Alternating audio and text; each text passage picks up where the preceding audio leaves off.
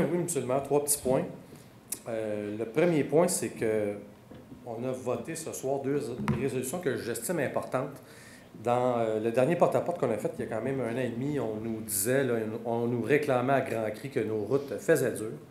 On n'a pas besoin de cogner à des portes pour le savoir. On roule sur les mêmes routes que vous.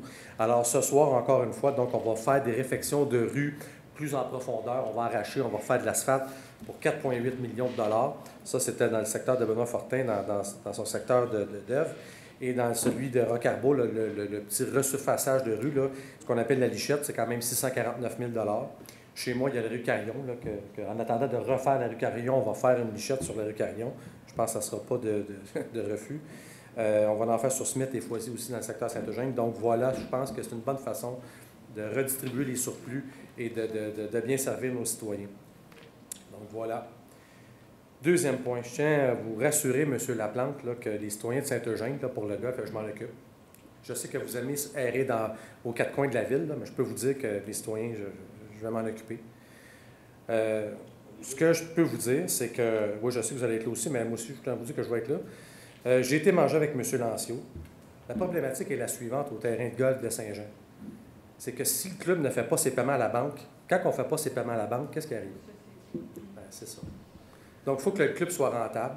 Il a travaillé fort, il est en train de travailler fort pour améliorer la rentabilité du club. Je ne sais pas si vous avez remarqué, le driving range est fermé. Je veux dire, comment qu'on peut... Pensez-y, fermer le driving range à Saint-Jean, il faut être quand même assez culotté pour faire ça.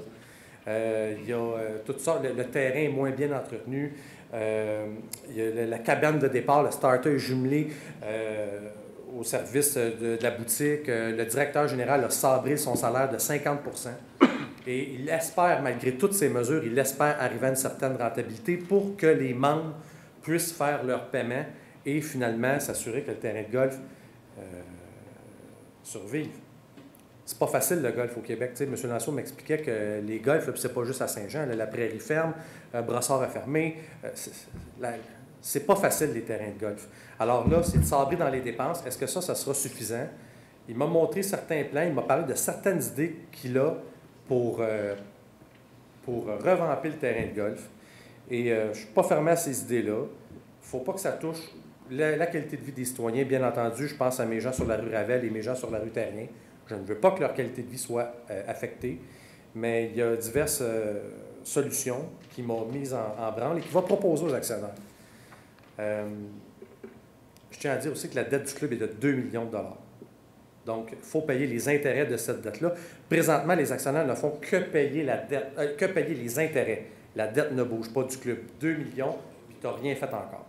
Donc, c'est un problème très complexe, le club de golf. Je veux qu'il reste club de golf. Je tiens à redire que je ne veux pas changer le zonage, très important, mais il faut que le club de golf retrouve une rentabilité, puis ce n'est pas une question simple. Je terminerai, M. le maire, en disant, je disais à Mme Marco à la blague, à Mme Charbonneau, ici à côté, j'étais content d'être dans Saint-Eugène, finalement.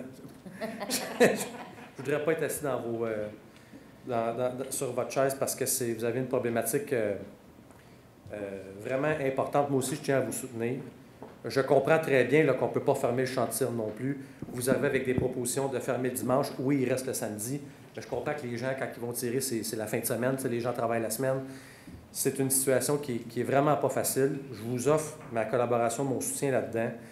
J'espère qu'on peut en arriver avec une consultation, essayer de trouver le meilleur compromis que possible, mais il faut comprendre que le champ de tir ne fermera pas. Et que le champ de tir peut être ouvert. Je ne connais pas plus le dossier qu'il faut. Je vais m'arrêter là-dessus parce que c'est votre problématique, mais j'espère que vous allez pouvoir trouver une solution pour régler ce problème-là.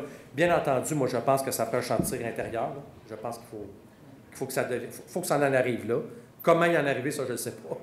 Mais j'espère que ça va en arriver là pour que ces gens-là aient une quiétude, là, pour qu'ils puissent jouer dans leur résidence. Là, à les écouter, vous vivez l'horreur, puis en tout cas, c'est vraiment pas drôle.